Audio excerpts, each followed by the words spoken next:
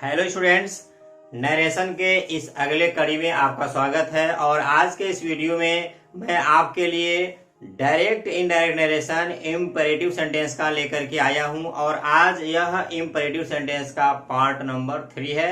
अर्थात इससे पहले मैं पूर्व के वीडियोज में इम्परेटिव सेंटेंस का पार्ट 1 और पार्ट 2 पढ़ा दिया है। यदि अभी तक आप पार्ट 1 और पार्ट 2 को नहीं देखे हैं तो आप इस वीडियो के डिस्क्रिप्शन में जाइए, बाकी उन दो वीडियोस का लिंक आपको वहां से मिल जाएगा, वहां से आप देख सकते हैं। स्टूडेंट्स, नरेशन में आज जो हम पढ़ रहे हैं वह इम्परेटिव सेंटेंस का नेगेटिव पढ़ेंगे। अर्थात रिपोर्टेड स्पीच में यदि इम्परेटिव नेगेटिव सेंटेंस दिया गया हो तो उसका हम डायरेक्ट नरेशन से इनडायरेक्ट नरेशन कैसे बदलेंगे, आज के वीडियो में हम इसको पढ़ने वाले हैं। आगे बढ़ने से पहले एक नजर हम इम्परेटिव सेंटेंस पर डालते हैं। वे वाक्य जो V1 से स्टार्ट होते हैं, sentence starts with V1, do not, please, never, kindly, let, तो वह हमारा इम्परेटिव सेंटेंस होता है। ऐसे वाक्यों से आदेश, सुझाव, सलाह, प्रस्ताव, निवेदन आदि का भाव उत्पन्न होता है। एग्जाम्पल, गो देयर, वहां जाइए, इम्परेटिव सेंटेंस है। सिट डाउन, बैठ जाइए। Come here, do this, do not do that, please help me, ये हमारा इम्परेटिव सेंटेंस है। देखें, यदि हमारा सेंटेंस डू नॉट से स्टार्ट हो या नेवर से स्टार्ट हो तो हम उसका डायरेक्ट से इनडायरेक्ट कैसे बनाएंगे, यह आज का हमारा टॉपिक है। एक सेंटेंस देखिए, सेंटेंस है रीड दिस बुक। इसका नेगेटिव होगा do not read this book. Sit down, don't sit down. Go there, don't go there. तो आपने यह देखा कि इम्परेटिव का जो नेगेटिव सेंटेंस होता है वह डोंट यानी डू नॉट से प्रारंभ होता है। तो गो देयर, यह डोंट गो देयर होगा। और डजंट गो देयर क्यों नहीं होगा, इसका उत्तर जानने के लिए आप इस वीडियो में अंत तक बने रहिए। लिखा है do not make a noise, शोर मत करो। यहाँ जो इन्वर्टेड कॉमास के अंदर है इसे हम कहते हैं रिपोर्टेड स्पीच, और जो इन्वर्टेड कॉमास के बाहर है इसे हम कहते हैं रिपोर्टिंग वर्ब। होता क्या है कि डायरेक्ट से इनडायरेक्ट बनाते समय यहाँ कुछ भी लिखा हो, असर्टिव हो, इंटरोगेटिव, ऑप्टेटिव, एक्सक्लेमेटरी हो, हम इस सब्जेक्ट और ऑब्जेक्ट को परिवर्तित नहीं करते हैं। परिवर्तित होता है तो केवल हमारा शेड या शेड टू परिवर्तित होता है। वह परिवर्तित होता है इस double inverted commas quotation mark के अंदर दिए गए सेंटेंस के सेंस के अकॉर्डिंग। तो अगर यहाँ इम्परेटिव सेंटेंस है तो इस शेड को ऑर्डर्ड, सजेस्टेड, रिक्वेस्टेड, फॉरबेड में बदल देते हैं, एडवाइज में बदल देते हैं, कमांडेड में बदल देते हैं।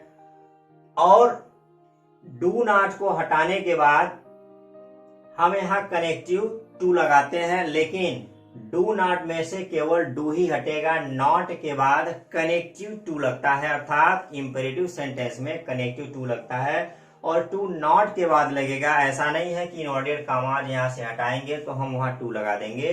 कनेक्टिव हमेशा V1 के पूर्व ही लगाया जाता है और जो है मेन वर्ब के पहले ही लगाया जाता है। तो देखें स्टूडेंट्स, डायरेक्ट से इनडायरेक्ट नेगेटिव सेंटेंस का बनाने का दो रूल है।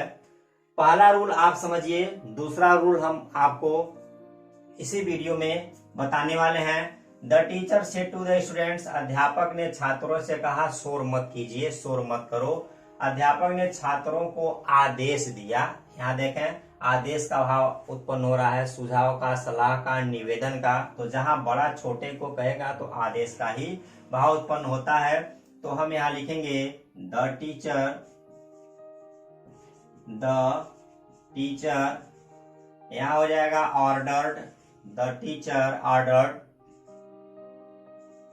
यहाँ पुनः हो जाएगा द स्टूडेंट्स। डू को हम हटाएंगे और नॉट को लिख लेंगे, नॉट।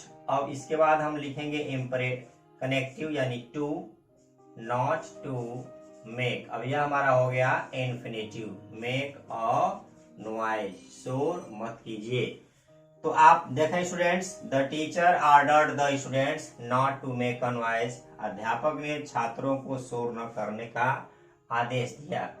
उसी तरह से दूसरा सेंटेंस देखिए, my friend said to me do not यानी डोंट वेस्ट योर टाइम, मेरे मित्र ने मुझसे कहा अपना समय नष्ट मत करो। यह इंपरेटिव नेगेटिव है, इसको पढ़ने से यहाँ पर लग रहा है कि मेरा मित्र मुझे सुझाव दे रहा है। तो सेंटेंस में जब सुझाव और सलाह की बात आती है तो हम वहां सजेस्टेड या एडवाइज का प्रयोग करते हैं। तो हम यहाँ लिखेंगे my friend suggested, my friend suggested me. अगर आप चाहें तो यहाँ एडवाइस भी लिख सकते हैं। डू को हटाएंगे और नॉट को लिख लेंगे और नॉट के बाद तब लगाएंगे टू। ये हमारा एज अ कनेक्टिव यूज हुआ है। नॉट टू पुनः हम लिखेंगे वेस्ट। योर हमारा पर्सन है, चेंज इन पर्सन। एक सेंटेंस को डायरेक्ट से इनडायरेक्ट में परिवर्तित करने के लिए 5 चेंजेस होते हैं। Change in reporting verb, use of connective, change in person और अदर चेंजेस। यह हमारा चेंज इन पर्सन है। पर्सन 3 प्रकार के होते हैं, first person, second person, third person. ये हमारा सेकेंड पर्सन है। Second person changed according to object, object हमारा यहाँ मी है। यहाँ देखा यह एज अ ऑब्जेक्ट है और यह एज अ पॉजिटिव केस, अपने की इंग्लिश है। तो मी क्या हमारा हो जाएगा माई। जैसे देखा यू यू योर, तो आई मी माई, तो यहाँ माई हो गया। और हम यहाँ लिखेंगे टाइम और लास्ट में फुल स्टॉप लगा दिया जाएगा। नेक्स्ट सेंटेंस को देखते हैं। The doctor said to the patient do not eat too much, doctor ने रोगी से कहा बहुत ज्यादा मत खाइए। तो यहाँ डॉक्टर रोगी को सलाह दे रहा होगा, तो हम यहाँ लिखेंगे the doctor advised, the doctor advised the patient. Students यहाँ आप सजेस्टेड भी लिख सकते हैं, लेकिन जब डॉक्टर अपने पेशेंट को, एक वकील अपने क्लाइंट को कुछ कहता है, समझाता है, तो आप वहाँ एडवाइज्ड ही लिखें तो बेहतर होगा। एडवाइज द पेशेंट, पुनः हम नॉट को लिख लेंगे और नॉट को लिखने के बाद ईट को लिखेंगे और उससे पूर्व कनेक्टिव टू का प्रयोग करेंगे। तो टू ईट पुनः लिखेंगे हम टू मच, अर्थात यहाँ से डू को हम हटा देते हैं। अब देखा स्टूडेंट्स, इसका दूसरा रूल हमारा यह कहता है कि डायरेक्ट से इनडायरेक्ट बनाते समय यदि हमारा रिपोर्टेड स्पीच डू नॉट से प्रारंभ हो तो हम डायरेक्ट से इनडायरेक्ट बनाते समय इस रिपोर्टिंग वर्ब सेड को या सेड टू को फॉरवर्ड में बदल देते हैं। फॉरवर्ड का अर्थ होता है मना करना, और फॉरवर्ड में बदलने के बाद इस डू के साथ नॉट को भी हटा देंगे और इसके बाद कनेक्टिव टू का प्रयोग करेंगे। यदि आपने नॉट को लिखा तो आपका सेंटेंस इनकरेक्ट हो जाएगा, क्योंकि फॉरवर्ड ऑलरेडी उसमें नॉट का सेंस आ रहा है, तो हम उसको परिवर्तित नहीं करेंगे, अर्थात नॉट को नहीं लिखेंगे। देखा स्टूडेंट्स यहाँ क्या होगा, यहाँ हम लिखेंगे रवि, सेड और टू की जगह लिखेंगे फॉरवर्ड। रवि फॉरवर्ड मना किया हिज सर्वेंट, अपने नौकर को। अब डू और नॉट दोनों को हटाएंगे, पुनः लिखेंगे to go out, to go out. यदि आपने सेम सेंटेंस को Ravi forward his servant not to go out लिखते हैं तो यह आपका इनकरेक्ट हो जाएगा, गलत हो जाएगा। जबकि अगर आप चाहें तो इस सेंटेंस को जो यहाँ लिखा गया है, इस सेम सेंटेंस को हम ऊपर वाले रूल के अकॉर्डिंग बदल देंगे, अर्थात रिपोर्टिंग वर्ब सेड को वाक्य के भाव के अनुसार सजेस्टेड, एडवाइज में बदल देंगे, ऑर्डर में बदल देंगे, और डू नॉट में से डू को हटा करके नॉट के बाद कनेक्टिव टू का प्रयोग करेंगे। यहाँ देख लें दूसरे नियम से, यहाँ हमारा हो गया रवि। अब रवि ने अपने नौकर को कहा तो आदेशित कर रहा है, तो Ravi ordered his servant, Ravi ordered his servant. अब हम क्या करेंगे, यहाँ डू जो दिया है हटा देंगे, नॉट को लिखेंगे और नॉट को लिखने के बाद कनेक्टिव टू लगा करके तब लिखेंगे नॉट टू गो आउट। तो इस प्रकार से यह बना। एक सेंटेंस और देखिए, my father said to me, comma double inverted commas में, डू नॉट सिट हियर। अगर इसका इंडायरेक्ट बनाना है तो my father forbade me to sit here का देयर हो जाएगा, my father forbade me to sit there. Students, यहाँ पर एक सेंटेंस लिखा हुआ है, she said to her son do not pluck the flowers, do not pluck the flowers. इसका डायरेक्ट से इनडायरेक्ट नरेशन आपको जो मैंने ऊपर दो विधि बनाया है, इन दोनों विधियों से आपको बना करके कमेंट बॉक्स में आपको लिखना है। मैं वहां पर आपका वेट करूंगा। यदि आप कमेंट बॉक्स में नहीं लिखना चाहते हैं तो आप इस दोनों का इनडायरेक्ट नरेशन या दो विधियों से जो मैं आपको बताया हूं कैसे होगा, आप मेरे पर्सनल नंबर पर भी व्हाट्सएप। इंपरेटिव नेगेटिव में कभी कभी हमारा सेंटेंस नेवर से स्टार्ट हो जाता है।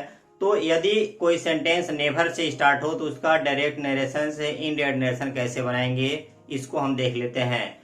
तो नेवर से स्टार्ट होने पर हम नेवर को लिख लेते हैं, बट उसके बाद वर्ब के पूर्व हम कनेक्टिव टू का प्रयोग कर देंगे। बाकी सेड को वाक्य के सेंस के अनुसार ऑर्डर, सजेस्टेड, फॉरवर्ड, रिक्वेस्टेड में बदल देंगे और इसमें कोई विशेष रूल नहीं होता है।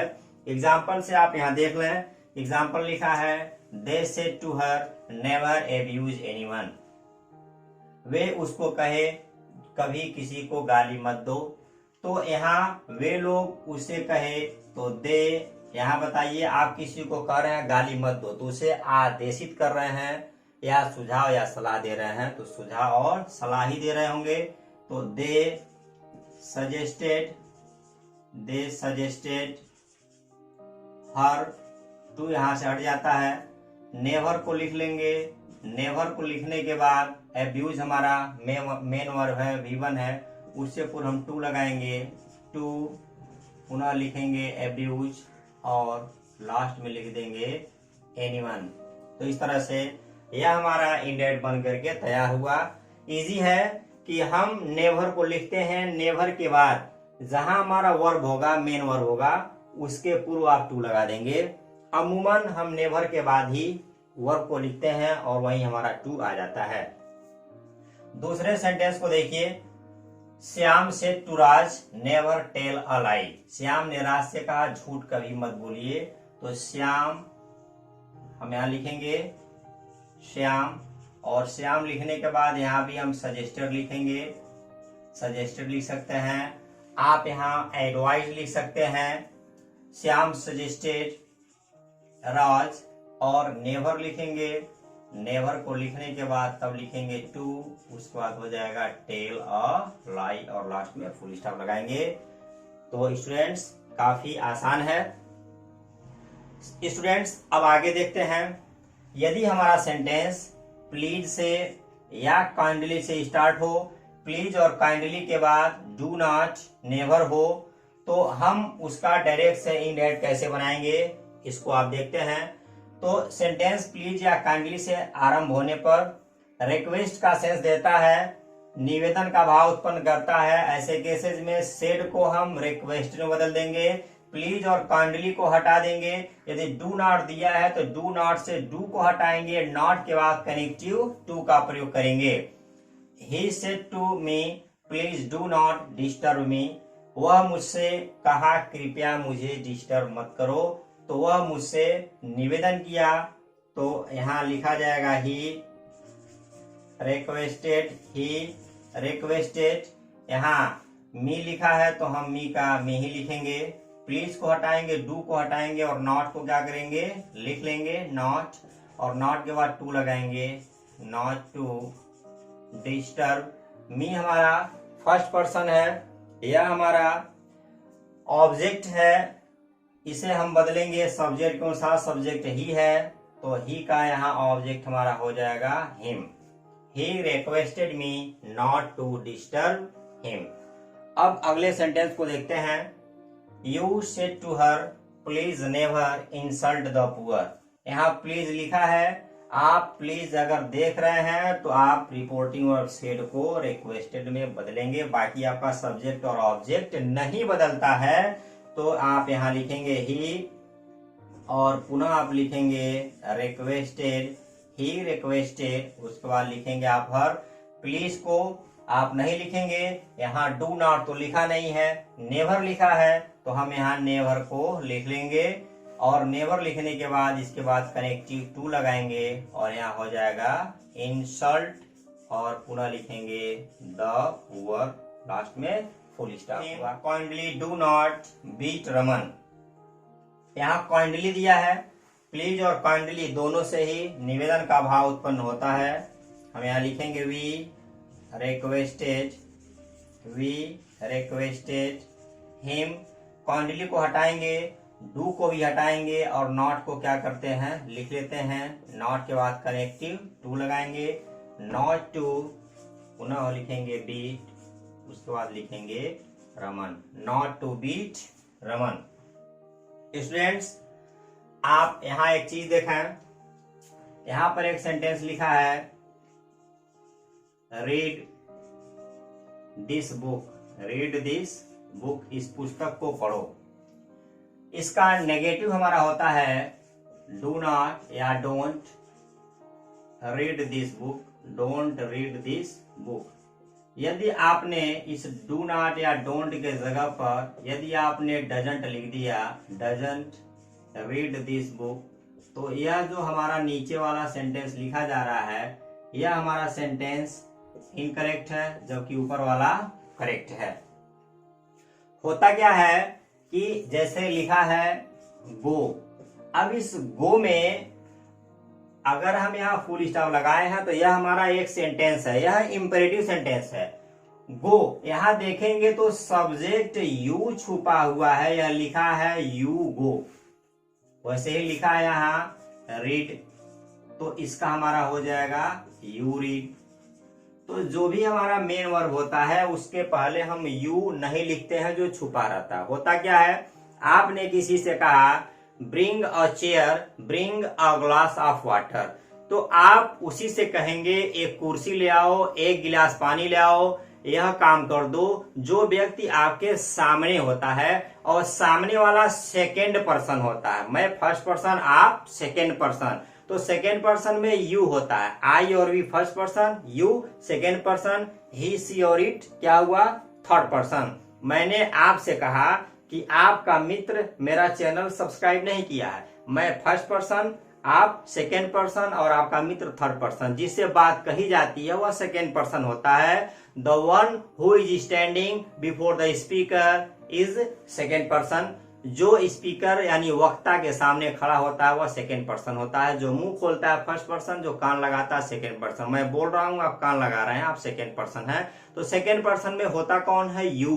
तो यहाँ हुआ गो अर्थात यू गो। तो यू के साथ अगर हमें लिखना हो यू डू नॉट या डोंट गो, ये सही है, या यू डज नॉट या डजंट गो, ये सही है। तो जाहिर सी बात है नीचे वाला हमारा गलत है, क्योंकि यू के साथ हम डू नॉट लगाते हैं, तो डू नॉट गो सही होगा और यू को हम लिखते नहीं है। सो इंपेरेटिव सेंटेंस हमारा डू नॉट से स्टार्ट होता है, डज नॉट से स्टार्ट नहीं होता है। यह रहा हमारा उसका जो मैंने इसके पहले आपसे प्रश्न किया था उसका आंसर। स्टूडेंट्स, यदि आपको लगता है कि मैं जो वीडियोज बनाता हूं आपके लिए यूजफुल है, आप मेरे चैनल से जुड़ रहे हैं, मैं लगातार वीडियो अपलोड कर रहा हूं, आपका जो सिलेबस है, आप जिस परीक्षा की तैयारी कर रहे हैं, आप जिस मकसद से मेरे चैनल को सब्सक्राइब किए हैं, आपका वह मकसद पूरा हो रहा है, आपकी जानकारी बढ़ रही है, मेरे चैनल से आपको कुछ चीजें मिल रही हैं, तो गाइज आप मेरे चैनल को सब्सक्राइब जरूर कीजिए, शेयर कीजिए और अपने दिल की प्यारी प्यारी बातों को कमेंट बॉक्स में जरूर लिखिए। और जहां आपको कोई भी समस्या हो आप कमेंट बॉक्स में लिखिए, मैं उस पर वीडियो बना करके आपको समझाने का प्रयास करूंगा। तो गाइस, आज के वीडियो में फिलहाल इतना ही, फिर हम कल नए वीडियो में नए लेसन के साथ हाजिर होते हैं। तब तक के लिए गुड बाय।